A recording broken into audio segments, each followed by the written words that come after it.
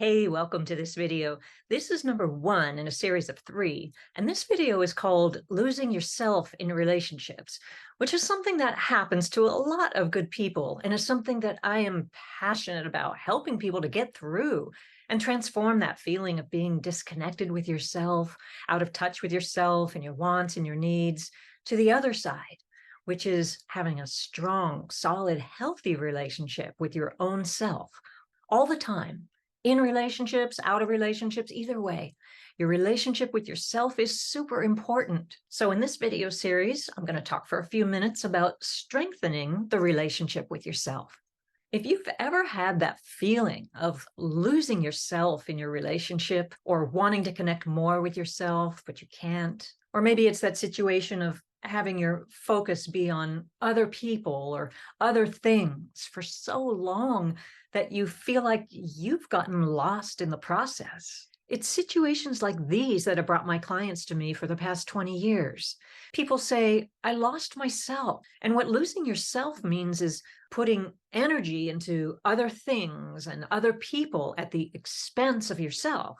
That's the key phrase, at the expense of yourself. It means making things and people around you a top priority to the point of placing yourself and your needs at a lower priority.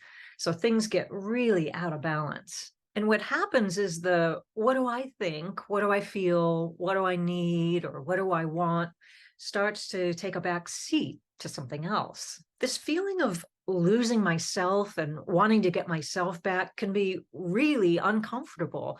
And yet, it can also lead to some really positive personal growth, which is where I come in. My name is Michelle Voles, and I'm a former psychotherapist turned life coach. I've been helping people with relationship issues for over 2 decades, and the one kind of relationship that I hold the most near and dear to my heart is the relationship a person has with their own self. We've all heard that you have to love yourself before you can truly love someone else, but that's not entirely true. We can love others deeply and be there for them even if we haven't figured out every single aspect of self-love just yet. In fact, the people who come to me for help in reconnecting with themselves are some of the most loving, caring people I've ever come across. I have so much respect for these clients of mine who are so attentive and loyal and supportive and considerate of the people in their lives, with one problem. What they do for the people in their lives, they don't often do for themselves. For example, a person who has gotten disconnected from themselves might be very considerate and concerned about the feelings of others, very invested in what the other is feeling.